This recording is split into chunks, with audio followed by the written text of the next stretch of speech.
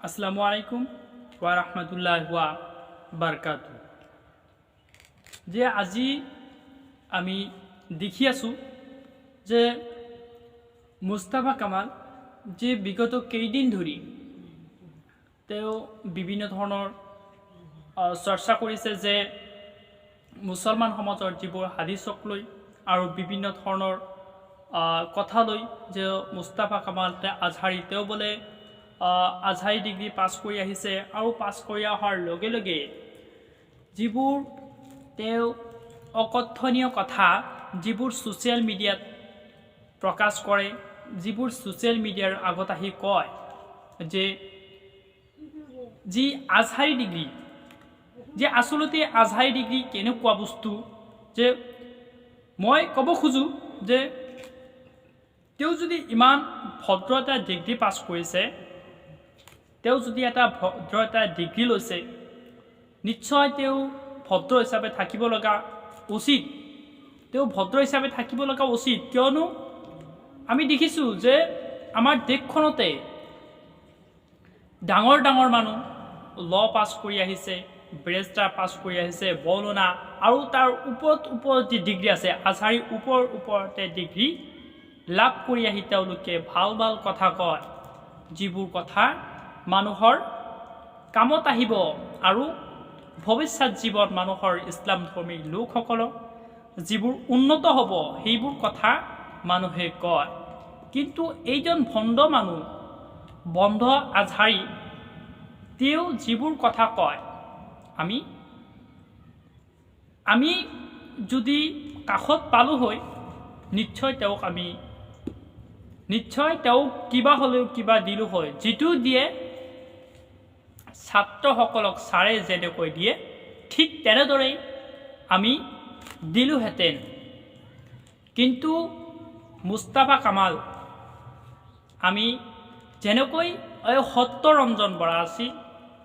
যেনেকৈ সত্যৰঞ্জন বৰাই যি কথা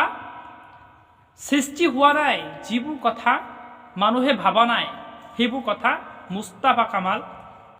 আচ্ছা, আদিম যুগৰ কথা কওঁ আমি। আদিম যুগে মানুহে কেনেকৈ চলিছিল, তাতে ইমান বিতৰ্ক হৈছিল নেকি? তাতে তেতিয়াওতো এই আজহাৰী ডিগ্ৰী আছিল, তাতেওতো এই মৌলানা আছিল, মঞ্চী আছিল আৰু বিভিন্ন ধৰণৰ আমাৰ ইছলাম ধৰ্মীয় লোকসকলৰ বিভিন্ন ধৰণৰ মানুহ আছিল। কিন্তু এই আজহাৰী, মুস্তাফা কামাল আজহাৰী ভণ্ড আজহাৰী ডিগ্ৰী লাভ কৰিছে আৰু তেওঁ যিবোৰ কথা কয় সকলোবোৰ ভণ্ড, যে আমি বিতৰ্ক লগা কথা। কিন্তু মই কৈছোঁ যে তেওঁক যদি মই সন্মুখতে পাওঁ, তাক কিবা নহয় কিবা পুৰস্কৃত কৰিম। মই স্পীকাৰ হাতত লৈ কৈছোঁ, কিবা নহয় কিবা পুৰস্কৃত কৰিম, কিয়নো আমাৰ যিবোৰ কথা আমাৰ ভৱিষ্যত প্ৰজন্মৰ যিবোৰ কামত লাগিব সেইবোৰ কথা আচলতে ক'ব লাগে মুস্তাফা কামাল আজহাৰী। আমি বেয়াকৈ নকওঁ, আমিও গালি গালাজ পাৰিব পাৰোঁ, কিন্তু তই ভাবিব লাগিব মুস্তাফা কামাল, তোক যে ভণ্ড বুলি কৈছোঁ,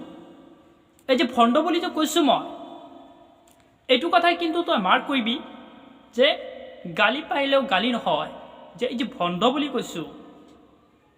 এই ভণ্ডটো তই অলপ ভাবিবি যে আৰে মুস্তাফা কামাল, তই যে ইমান ভাল মন্তব্য কৰা, মোৰ কথা কোৱা নাই, তোৰ কথাই কৈছোঁ যে তই যে ইমান স্পীকাৰ আহি ছ'চিয়েল মিডিয়াত আহি কেমেৰাৰ সন্মুখতে আহি তই যিবোৰ কথা ক, সেইবোৰ কথা তোৰ সেই কমেণ্ট, যিটো তোৰ কমেণ্ট আছে, কমেণ্টত চাবি তই